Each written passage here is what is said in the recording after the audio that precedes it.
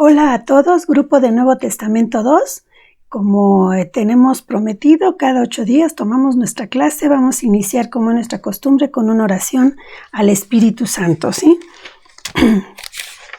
Vamos a iniciar, dice: Ven, Espíritu Santo, y llena los corazones de tus fieles, y enciende en ellos el fuego de tu amor. Envía, Señor, tu Espíritu, y todo será creado, y se renovará la faz de la tierra. Oh Dios, que iluminaste los corazones de tus fieles con la luz del Espíritu Santo, haz que seamos dóciles a sus inspiraciones, para que podamos apreciar el bien, recibir su consuelo en las penas, su fortaleza en los momentos difíciles y su entusiasmo para obrar el bien, por Cristo nuestro Señor. Amén. En el nombre del Padre, del Hijo y del Espíritu Santo. Amén. Bueno, pues vamos a continuar con nuestra clase. Estamos mirando las cartas de la cautividad. Espero que hoy terminemos los cuestionarios. Ya habíamos expuesto el tema en sí y ya nada más estamos contestando los cuestionarios.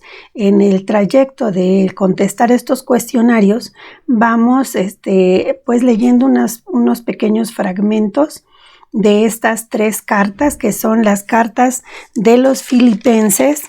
Dice carta de Filemón y carta a los Efesios. Bueno, entonces ahorita vamos a leer el texto.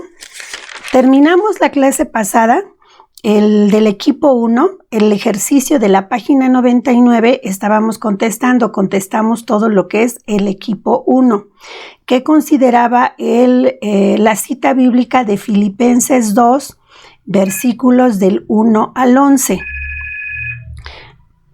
Entonces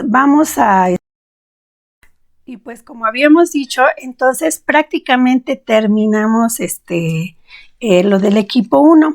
Leímos Filipenses 2 del 1 al 11.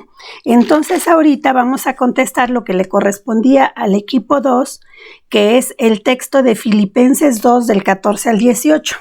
Entonces vamos a empezar por leer esa cita para que luego podamos contestar el cuestionario.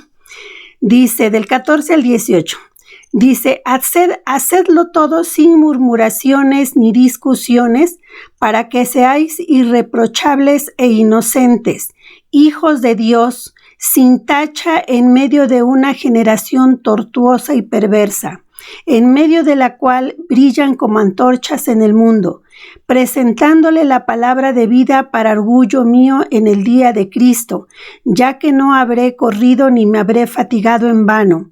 Y aun cuando mi sangre fuera derramada como libación sobre el sacrificio y la ofrenda de vuestra fe, me alegraría y congratularía con vosotros. De igual manera, también vosotros alegraos y congratulaos conmigo. Bueno, pues entonces ya escuchamos la cita, ahora vamos a contestar las preguntas. ¿De qué nos está hablando esta cita bíblica? Les hago así una sinopsis, como es costumbre. Dice: se trata de trabajar en la obra de la salvación, y dice: reciban la acción de Dios y resplandezcan en medio de una generación perversa. Pablo quiere sentirse orgulloso de ellos cuando vuelva a Cristo. Está dispuesto a derramar su sangre para coronar la ofrenda que ellos hacen de sí mismos a Dios por medio de la fe. Entonces, esa es la sinopsis de lo que acabamos de leer. Pregunta 1. ¿Cómo debemos trabajar en la obra de la salvación? Dice: sin murmuraciones ni discusiones, irreprochables e inocentes, brillando como antorchas en el mundo. Pregunta 2. ¿Cuál es el verdadero camino de la salvación cristiana del texto Filipenses 3:3? Dice, ahora vamos a ver Filipenses 3:3, ¿qué nos dice? Dice: pues los verdaderos circuncisos somos nosotros, los que damos culto según el Espíritu de Dios, y nos gloriamos en Cristo Jesús, sin poner nuestra confianza en la carne. O sea que no ponemos la confianza en nosotros mismos, sino que vamos a poner la confianza en Dios. A eso se refiere. Entonces aquí nos dicen: ¿cuál es el verdadero camino de la salvación cristiana del texto Filipenses 3:3? Dice: el verdadero camino es dar culto según el Espíritu de Dios, glorificando a Cristo Jesús sin poner nuestra confianza en la carne. Entonces quiere decir que nosotros, ¿se acuerdan que siempre, creo que en la clase anterior hablamos de lo que es la justicia de Dios? El cómo vivir en justicia. O sea, ¿qué quiere decir? Ajustándonos, pegaditos a la doctrina del Señor, a la palabra del Señor, lo que Él espera de nosotros, sin que nos le pongamos de más o le quitemos a la palabra. Nada, tal cual es su palabra, nos tenemos que ajustar a lo que Él dice, y eso es vivir en la justicia de Dios. Entonces aquí nos dice, para llegar a la salvación, ¿cuál es el verdadero camino? Vivir en el Espíritu de Jesús, lo que en su corazón Jesús quiere para cada uno de nosotros, ¿sí? Tercera pregunta, ¿de qué nos habla la carta a Filemón? Bueno, pues no se las voy a leer, pero ya se las había platicado. ¿De qué trataba la carta a Filemón? ¿Se acuerdan que les decía que él tenía un esclavo que se llamaba Onésimo? Y Onésimo se escapó del servicio de Filemón y luego se encuentra en la cárcel con Pablo. Pablo lo convierte al cristianismo. Y entonces busca la manera no ayuda a Onésimo a que escape, sino más bien lo convence dentro de esa conversión, lo convence a que regrese con Filemón, con su amo, y le manda una carta con él mismo para que se presente a Filemón. En esta carta, que es la carta a Filemón, es la carta en donde Pablo no le dice que lo deje en libertad, sino le habla de que ante Dios todos somos iguales. Entonces, de esa manera, él le está diciendo, ante Dios todos somos iguales, ante Dios no hay amos ni esclavos, todos tenemos la misma dignidad de seres humanos. Con esto le deja la puerta abierta a decir, tú sabes si quieres seguirlo teniendo como esclavo, tú sabes si lo mandas a la cárcel porque se escapó, lo que tú quieras hacer con él, pero ten en cuenta que ante Dios todos tenemos la misma dignidad. Entonces en esta carta se resalta mucho la dignidad. ¿Por qué? Porque en esa época, para todos los cristianos y para todos los gentiles, lo más común, lo más normal, y no veían ningún mal en ello, en tener esclavos.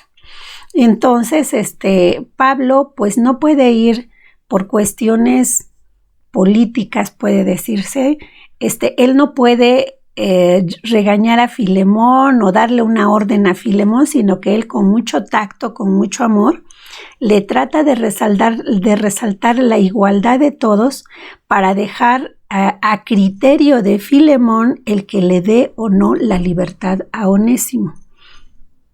Entonces de eso trata la carta a Filemón. Entonces aquí lo que yo puse es del regreso de su esclavo Onésimo, a quien deberá tratar y recibir como hermano, y no verlo o tratarlo como esclavo, dándole la libertad, pues ante Dios todos tenemos la misma dignidad. Entonces ya quedaron las preguntas del equipo 2. Ahora vamos con el equipo 3.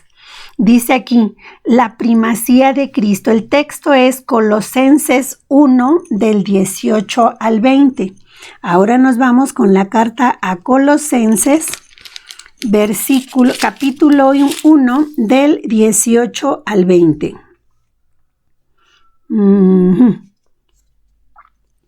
Dice, Él es también la cabeza del cuerpo de la iglesia, o sea, Él es Cristo. Él es también la cabeza del cuerpo de la iglesia. Él es el principio, el primogénito de entre los muertos, para que sea Él el primero en todo. El primero en todo, pues Dios tuvo a bien hacer residir en Él toda la plenitud y reconciliar por Él y para Él todas las cosas, pacificando mediante la sangre de su cruz lo que hay en la tierra y en los cielos. Entonces, ¿qué podemos poner aquí como sinopsis nosotros? ¿Cuál es el núcleo, por así decirlo, de la enseñanza, ¿sí? Cristo, resucitado de entre los muertos, es cabeza de la iglesia y da origen a la nueva creación. En Jesús, Dios realiza la plenitud de su obra. En Cristo está la unidad de su obra y en Cristo está el fundamento de la reconciliación y la paz.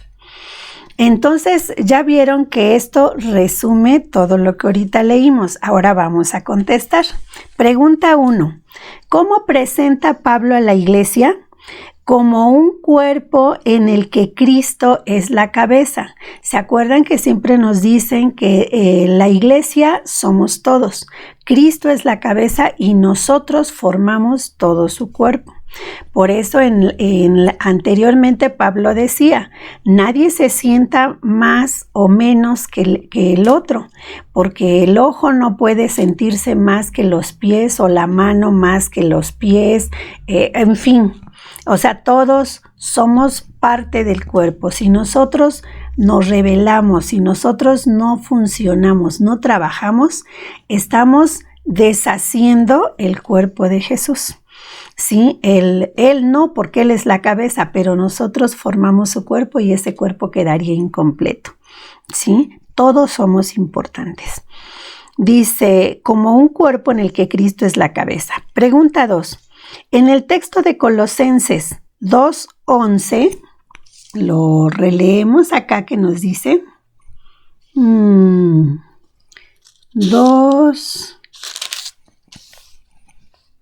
8, 9, 10, 11. 2:11. Dice, en él también fuisteis circuncidados con la circuncisión no quirúrgica, sino mediante el despojo de vuestro cuerpo mortal por la circuncisión en Cristo. O sea que nos está hablando que nosotros somos circuncidados con Cristo. Es como decir, somos bautizados, porque ya nos insertamos a su cuerpo, así como los judíos se insertaban a su fe a través de la circuncisión, nosotros nos dice que también ya estamos insertados en el cuerpo de Cristo, en la iglesia, a través del bautismo, que vendría siendo un poco lo que aquí menciona como la circuncisión en Cristo Jesús. Ya somos bautizados en Cristo Jesús y entonces ya somos parte de la iglesia. Dice en el texto Colosenses 2:11, dice, la iglesia está constituida por todos los creyentes. ¿Mediante qué está unida? Dice, está unida por el bautismo en Cristo. Circuncisión no quirúrgica, sino al despojarnos del cuerpo carnal por la circuncisión en Cristo. Porque a partir de ese momento ya no somos solamente un cuerpo, sino ya somos también un espíritu que está unido a Dios por medio del bautismo en Cristo Jesús. Tercera pregunta, ¿cuáles son las tendencias peligrosas que menciona la carta a los colosenses? Dice, la tendencia doctrinal peligrosa de que ciertos seres angélicos dominaban los asuntos humanos e incluso toda la creación. Estas ideas o creencias creaban confusión en cuanto a la posición o lugar que ocupa Cristo. Entonces, ¿a qué se está refiriendo acá?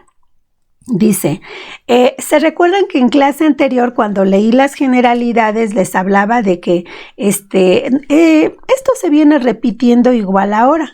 Así como entonces ya empezaban las corrientes que empezaban a crear conflictos internos en la iglesia porque la desunían al crearles dudas, al empezar a meter ideas que buscaban facilitar, o sea, que buscaban el que la gente de alguna manera no se comprometiera del todo en cambiar su vida, sino que buscaban de alguna manera cuando, ¿cómo les explicaría? Miren, cuando la gente, igual ahora, ¿sí?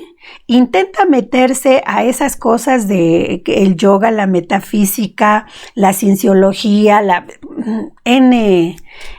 cosas o prácticas que hay ahora de cultos, ¿qué es lo que están buscando? Dice, están buscando hacerse fácil la salvación, no quieren esforzarse en trabajar, sienten que si siguen la doctrina de Cristo, que si tratan de ajustarse a la palabra de Cristo, les cuesta mucho trabajo. No quieren comprometerse ni quieren cambiar. Entonces, si viene alguien que les dice, no, pues mira, ¿para qué te esfuerzas? Con que hagas esto y esto, con eso ya la libraste y ya alcanzas, te vas a sentir bien, te vas a sentir satisfecho, en paz contigo y demás. Entonces la gente sigue esa situación porque como buenos seres humanos que somos, siempre estamos buscando el camino fácil, la salida, como dicen, la puerta falsa, ¿verdad? Las salidas fáciles para conseguir lo que queremos con el mínimo esfuerzo. Entonces, en esa época, fíjense, ya desde esa época estamos hablando de a 30 años de la muerte de la crucifixión de Jesús, ya a 30, 40 años ya empezaban las personas que empezaban a desvirtuar la palabra de Dios, enseñando que, por ejemplo, decir, sí es verdad que Dios nos dice que le pidamos a nuestro ángel de la guarda, porque nuestro ángel es el guardián individual que Dios pone en su inmensa misericordia, nos pone un guardia personal, sí, pero ese guardia, es nada más como para decirnos, te estás portando mal, es un poco como parte de nuestra conciencia, ¿sí? En donde si nosotros pedimos el auxilio, Él está presto a auxiliarnos y nos va a avisar cuando estamos haciendo también algo mal. La conciencia nos avisa cuando hacemos algo mal. Y si nosotros no sentimos la fuerza, la fortaleza que necesitamos para combatir ese mal, si nosotros pedimos ayuda a nuestro ángel de la guarda, él tiene todos los elementos que Dios le ha dado para protegernos también y cuidarnos. Pero eso no resta la autoridad ni el poder de Dios. O sea, ningún ángel está por encima de Dios. Recordemos que inclusive, por ejemplo, dentro de las sectas, tristemente, la de los testigos de Jehová, me parece que testigos de Jehová o mormones, la verdad es que ya no estoy muy clara, sí, pero no me acuerdo de quién es la revista esa de la Atalaya. Creo que es de los testigos de Jehová, no sé, pero alguna revista de esa, ellos, una de las cuestiones que tienen, creo que sí son los mormones, bueno, no me hagan caso, pero bueno, los mormones, ellos consideran que Jesús no es el Hijo de Dios, sino que para ellos Jesús es como un profeta máximo y un ángel de entre todos los ángeles, el más grande, pero no lo consideran como Dios. Y entonces son por esa razón, tanto por esa situación, es por la que tanto testigos como mormones son las sectas que menos se hermanan con la fe católica, ¿sí? Entonces, ya vemos desde cuando ya había gente que empezaba a tratar de meter otros seres angélicos, como en este caso los ángeles, que son buenos, que están alabando a Dios y que son nuestros ángeles de la guarda, y resulta que entonces ellos ya elevaban tanto a los ángeles que decían que los ángeles prácticamente son los que estaban gobernando al ser humano, al mundo. Y Dios pues como que quedaba por allí ya rezagado, había perdido su autoridad, ahora tenían más autoridad los ángeles. Entonces esas eran las doctrinas que estaban circulando en ese momento, y entonces los colosenses estaban en peligro de perderse. Por eso San Pablo también les manda una carta en donde les dice, no, Cristo por él, dice, por él y para él se hizo todo, ¿sí? O sea, no, los ángeles, dice, y Dios dice, Cristo está por encima de todo. No hay nadie más grande que Él. Él, con Dios Padre y Dios Espíritu Santo, son la Trinidad que nos gobierna y a quienes les debemos todo, nuestra vida inclusive. Pero los ángeles son nuestro apoyo, nuestro auxilio en momentos difíciles, pero ellos no son Dios, ¿sí? No, son ángeles nada más, espíritus puros que nos acompañan y que nos pueden ayudar en nuestras dificultades, un poco también como intermediarios, pero no más que Jesús, nunca, ¿sí? Bueno, ni por encima de la Virgen están. ¿Se acuerdan que en algún momento platicábamos que si habláramos de jerarquías en el cielo como hablamos de jerarquías humanas, está la Trinidad, la Virgen Santísima y luego todos los santos, los ángeles y potestades y demás, ¿sí? Ni por encima de la Virgen están los ángeles, ¿sí? Bueno, vamos a continuar. Con esto culminamos lo que fue el equipo 3. Ahora vamos a ver lo que nos piden en el equipo 4. El texto es Efesios 1, del 3 al 14. Vamos a ver Efesios. Ay, ya los había yo apartado y ya se me perdieron. Timoteo, aquí está. Efesios. Dice aquí Efesios 1, del 3 al 14. Se los voy a leer. Dice, bendito sea el Dios y Padre de nuestro Señor Jesucristo, que nos ha bendecido en toda clase de bendiciones espirituales en los cielos en Cristo, por cuanto nos ha elegido en Él antes de la fundación del mundo para ser santos e inmaculados en su presencia en el amor, eligiéndonos de antemano para ser sus hijos adoptivos por medio de Jesucristo, según el beneplácito de su voluntad, para alabanza de la gloria de su gracia con la que nos agració en el amado. En Él tenemos, por medio de su sangre, la redención, el perdón de los delitos según la riqueza de su gracia, que ha prodigado sobre nosotros en toda sabiduría e inteligencia, dándonos a conocer el misterio de su voluntad, según el benévolo designio que en Él se propuso de antemano, para realizarlo en la plenitud de los tiempos, hacer que todo tenga a Cristo por cabeza, lo que está en los cielos y lo que está en la tierra. A Él, por quien entramos en herencia elegidos de antemano según el previo designio del que realiza todo, conforme a la decisión de su voluntad, para hacer nosotros alabanza de su gloria, los que ya antes esperábamos en Cristo, en Él también vosotros, tras haber oído la palabra de la verdad, el evangelio de vuestra salvación, y creído también en Él, fuisteis sellados con el Espíritu Santo de la promesa, que es prenda de nuestra herencia para redención del pueblo de su posesión, para alabanza de su gloria. Entonces, a ver, ya lo leímos, pero ahora vamos a hacer una sinopsis. ¿Por qué? Porque si no sacamos lo que entendemos, lo fuerte de esta cita bíblica, pues como que no vamos a sacar un provecho, un fruto, dice, de esto que estamos leyendo. La sinopsis que yo entiendo es la siguiente, dice: desde el principio Dios llamó a todos los hombres a vivir en el amor y a ser sus hijos adoptivos.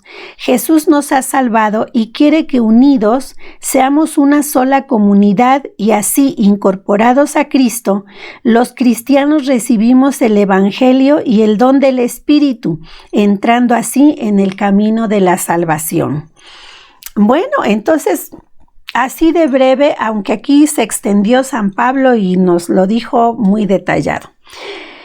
Dice, bueno, entonces ahora nos dice, eso es la sinopsis que yo saqué de todo esto. Y luego nos dice, el texto de Efesios 4, del 1 al 15, ¿por qué estoy poniendo esto? Porque en el equipo 4 nos dice, en la carta dice, el texto de Efesios 1, de 3 al 14, del 4, del 1 al 15 y 4, 17, del 5 hasta el 5 al 20, tenemos que hacer una sinopsis para luego contestar el cuestionario. Entonces, ya les di la sinopsis de la cita 1, Efesios 1, del 3 al 14.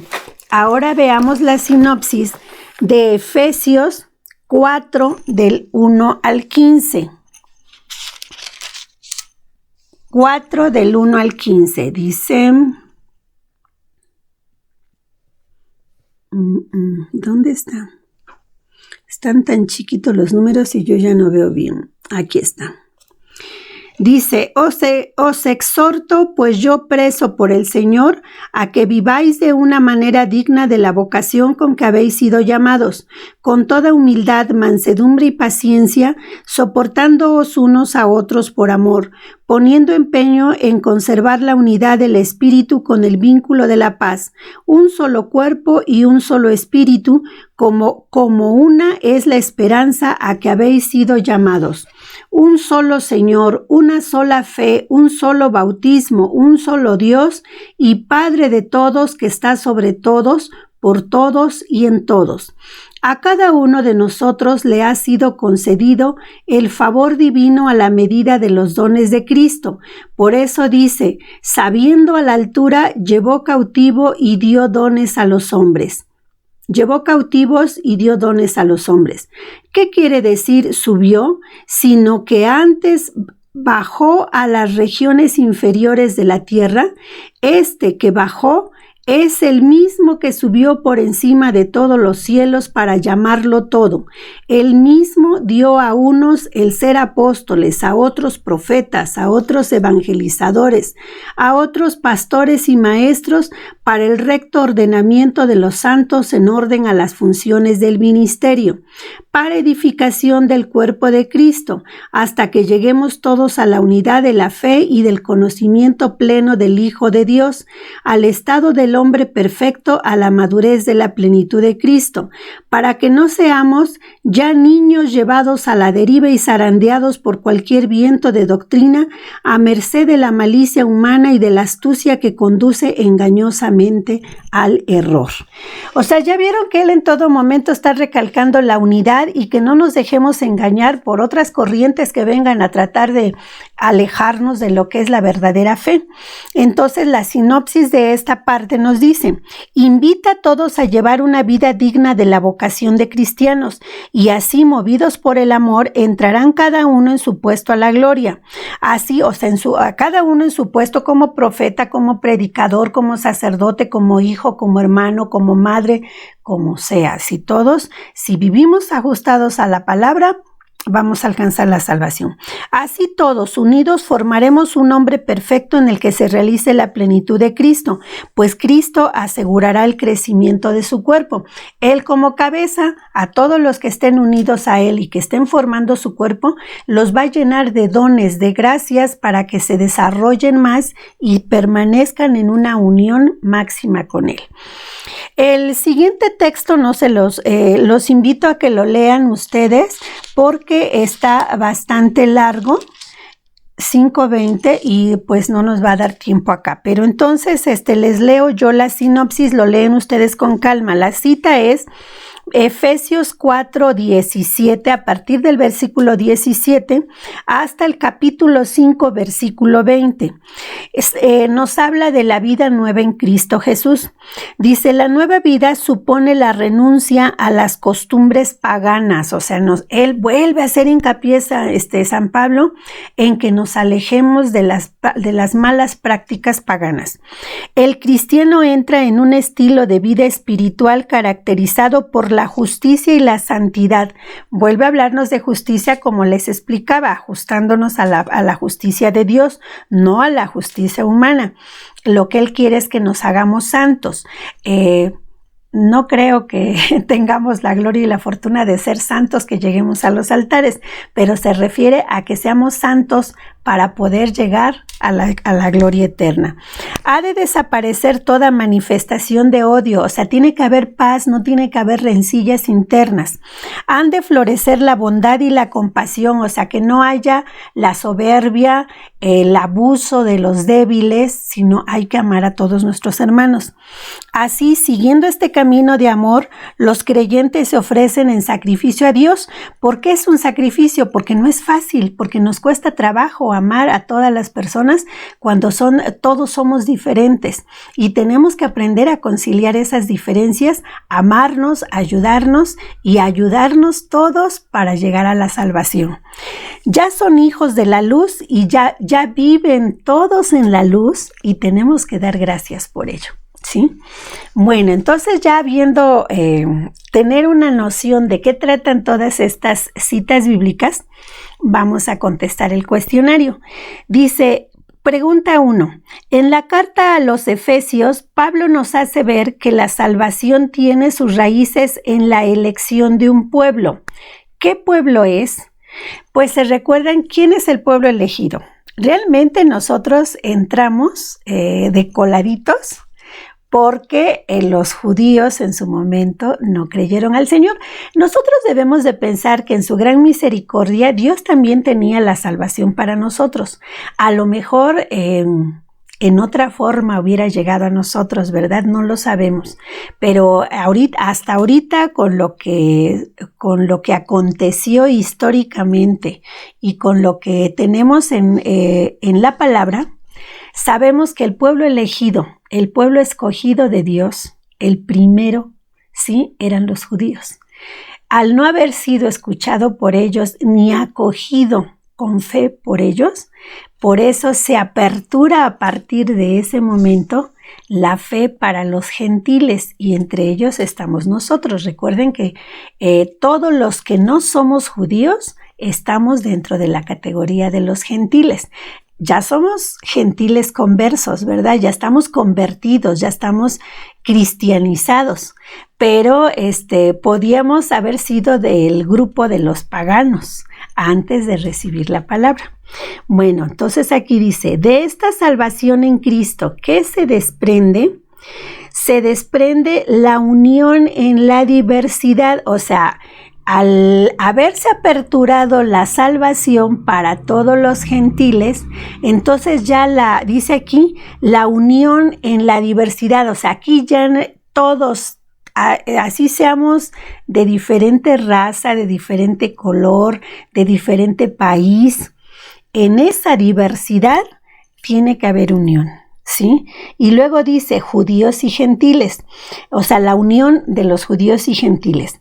La vida nueva en Cristo Jesús. ¿En dónde nos habla de esa unión en la diversidad? En Efesios 4, del 1 al 16. La vida nueva en Cristo Jesús. De eso nos habla en Efesios 4, 17, del 5 al 20. Y las directrices sobre la moral familiar en Efesios 5 del 21 y siguientes. ¿Sí? Estas respuestas del equipo 4 no están como que muy claras a veces en lo que está en la palabra, se les pueden resultar confusas. Estas respuestas las van a encontrar en el libro de texto, ¿sí? Básicamente esto que dice unión en la diversidad y lo demás se la van a encontrar en la página 102, en el punto 4 donde dice la carta a los Efesios. Ahí van a encontrar estas respuestas que les estoy dando. Dice, ¿cómo recibimos la vida nueva en Cristo? Dice, renunciando a las costumbres paganas, viviendo en justicia y santidad, siendo imitadores de Dios como hijos queridos, examinando lo que le agrada al Señor, viviendo en el amor como Cristo nos amó, cantando y orando en nuestro corazón al Señor, dando gracias siempre y por todo a Dios Padre en nombre de nuestro Señor Jesucristo. También lo tienen ustedes acá en su libro de texto. Entonces aquí esos lo pueden leer en la Biblia en Efesios 5 versículos 1 a 2, en Efesios 5 versículo 10 y en Efesios 5 del 19 al 20. ¿Sí? Entonces ya con esto ya les correlacioné lo que es la palabra con lo que es nuestro texto para que les sea muy fácil encontrar la respuesta, pero si no, ya se las leí aquí, ¿sí? Bueno, luego nos dice aquí, terminamos con esto la actividad que está en la página 99, ¿se acuerdan? 99 y 100 están estas actividades. Ahora ya con esto terminamos nuestro tema y vamos a contestar el cuestionario que está en la página 103, que dice afirmación del conocimiento. ¿Qué nos dice acá? Se van a encontrar que algunas de estas preguntas ya están repetidas con la actividad anterior, pero vamos a contestarlas de todos modos. Dice, ¿de qué nos habla la carta a los filipenses? Nos anima y nos exhorta a los cristianos a vivir en la unidad y la alegría poniendo como centro a Jesús. Pregunta 2. ¿Cuáles son los valores espirituales de que nos habla Filipenses 2 del 1 al 11? Esos valores también están aquí en su libro, en la página 101, donde dice arriba Filipenses 2 del 1 al 11, que es lo que nos está hablando acá, y los valores dicen exhortación en Cristo, persuasión de amor, comunicación en el Espíritu, entrañable compasión. ¿A qué se refiere con esto? Se los voy a leer, dice. El primer valor es la exhortación en Cristo. Significa también consuelo, o sea, exhortación es consuelo. La exhortación la hace Pablo en nombre de Cristo para hacerla más eficaz y persuasiva. La segunda es persuasión de amor. Esta expresión tiene un énfasis de intimidad y de dulzura dentro del campo de la amistad. Se trata de una persuasión amigable. Precisamente el amor anula toda manifestación de violencia, o sea, nos exhorta a vivir en paz. El tercer valor es la comunión en el Espíritu. El amor siempre unifica y busca la concordia de la comunidad por la referencia a la común participación en el Espíritu. Pablo obtiene fuerza para estimular a los creyentes a liberarse de cualquier disputa que destruya la unidad en la comunidad. O sea que el Espíritu, mientras tú tengas el Espíritu de Dios y te ajustes a la vida en Él, vas a tratar de promover la paz, el amor, el servicio y todo en tu comunidad. Cuarto valor, entrañable compasión. Se refiere al amor, al afecto y a la ternura que te merecen todas las demás personas, ¿sí? Entonces, esos son los 4 valores que está proponiendo San Pablo en la carta de los Filipenses, capítulo 2, versículo del 1 al 11. Tercera pregunta, ¿de qué nos habla el texto Filipenses 2 del 6 al 11? De vivir en la unidad y la humildad de Cristo que tomó la condición de siervo. Se recuerdan que también se los leí. Tomando naturaleza humana, obedeciendo hasta la muerte y una muerte de cruz, adquiriendo así el nombre de Señor, para que al nombre del Señor toda rodilla se doble en el cielo, en la tierra y en todo lugar.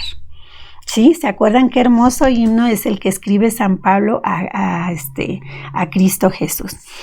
¿De qué nos habla la carta a Filemón? Les decía, ya se los platiqué, que habla de la dignidad del ser humano, donde le pide que, pues, es una manera indirecta en la que San Pablo está escribiendo pidiendo que no haya esclavos, porque todos somos de igual valor ante Dios. Esta carta proclama la dignidad humana, pues ante Dios todos somos iguales. Aborda el tema de la esclavitud, ¿sí? Quinta pregunta y última. ¿Cuáles son las tendencias peligrosas que nos menciona la carta a los colosenses? La de los famosos angelitos, ¿verdad? La de haber exaltado con tanto poder a los ángeles como unos seres con tanto poder que hasta los pone por encima de Jesús.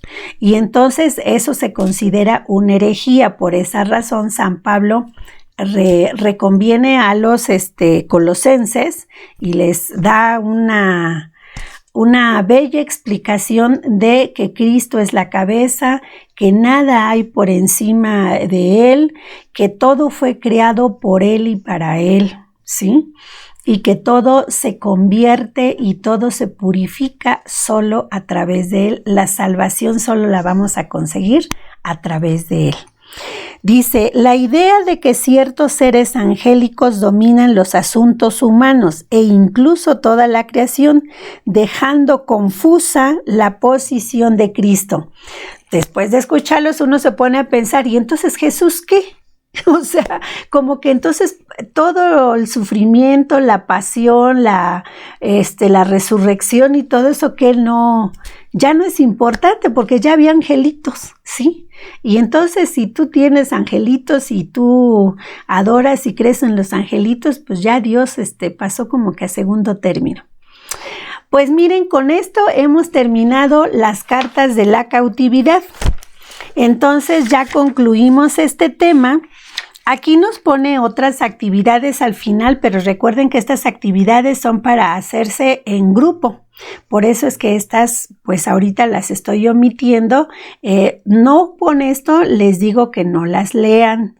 Si pueden, háganlas. Mucho fruto van a encontrar en ellas porque no sé si porque a mí me gusta mucho leer y tratar de entender las cosas por mi cuenta aquí en la casa. Claro, desde luego a través de la oración y pues ahora sí que leyendo por muchos lados, pero a lo que me refiero es que soy un poco más autodidacta y entonces yo encuentro que se aprenden cosas maravillosas cuando nosotros leemos las cosas también en nuestra casa solos, sobre todo en estas circunstancias en que no podemos reunirnos, ¿verdad? Bueno, pues entonces lean la cita que nos pide en el punto 7, que nos dice Filipenses 2 del 6 al 11, que ya la leí hace rato. Dice aquí, sentados y en silencio leerán los alumnos la cita bíblica Filipenses 2 del 6 al 11, al escucharla la meditarán y algunos alumnos podrán aportar dicha meditación a sus compañeros. Por eso es que estas no las hacemos porque vuelvo a lo mismo, son actividades que se tienen que hacer en grupo, ¿sí? Bueno, pues con esto, si ustedes leen lo que dice aquí en el anexo, van a ver qué es lo que yo les di al principio en la generalidad de las tres cartas. Sí, la carta a Filemón, la carta a los Colosenses y a los Efesios. Bueno, entonces ya para la próxima clase vamos a ver las cartas pastorales. Les pido que lean nuevamente su tema, son 2-3 hojas con letra muy grande, que no les va a llevar mucho tiempo, y traten de contestar la actividad que está en la página 116, que está como la que terminamos ahorita anterior, de la página 99, quiero que contesten la actividad de la página 116 y yo la clase próxima espero que también la veamos en 2 temas rápidamente y concluyamos lo que son las cartas pastorales. Les anticipo, ¿por qué les llamamos cartas pastorales? Porque son cartas que escribe un pastor de la iglesia a otros pastores de la iglesia, ¿sí? Es la carta que está escribiendo San Pablo, las cartas que está escribiendo San Pablo a Tito y a Timoteo, ¿sí? ¿Se acuerda que son 2 cartas a Timoteo? Sí, 2 cartas a Timoteo y una carta a Tito. Entonces, estas 3 cartas se les llama pastorales porque Pablo, que es pastor de la iglesia, se las está escribiendo a Tito y a Timoteo, que también son pastores de otras iglesias fundadas por Pablo. Sí, pero bueno, ellos se quedan como pastores allí y entonces Pablo les escribe estas cartas. Entonces, por eso se les llama cartas pastorales, que es de pastor a pastores. ¿Sí? Entonces, estas cartas las vamos a empezar a ver a partir de la próxima clase. Ojalá estén contestando sus cuestionarios, por favor, porque por el término de este curso, que si ustedes se dan cuenta, ya estamos en la página 100. Fíjense, ya la próxima vez, cuando terminemos el próximo tema, vamos a estar en la página 124. Si nuestro libro estamos hablando que es de 190 hojas, pues ya llevamos 2/3 del libro y nos queda 1/3 del libro por contestar. Entonces, por favor, contesten sus cuestionarios porque este semestre igual lo vamos a calificar que el anterior con los cuestionarios de sus libretas. Entonces, por favor, lean su tema, traten de contestar los cuestionarios, las actividades y las explicamos como en esta ocasión. Nos despedimos con una oración a la Virgen Santísima, la llena del Espíritu Santo, que es el Espíritu el que nos ilumina para interpretar la palabra, para aprenderla y sobre todo para tratar de hacer la vida. ¿Sí? Bueno, contigo voy, Virgen pura, y en tu poder voy confiada, pues yendo de ti amparada, mi alma volverá segura. Dulce Madre, no te alejes, tu vista de mí no apartes, ven conmigo a todas partes y nunca solo nos dejes. Ya que nos proteges tanto como verdadera Madre, haz que nos bendiga el Padre, el Hijo y el Espíritu Santo. Amén. Que tengan una excelente semana, nos estaremos mirando por acá la semana próxima.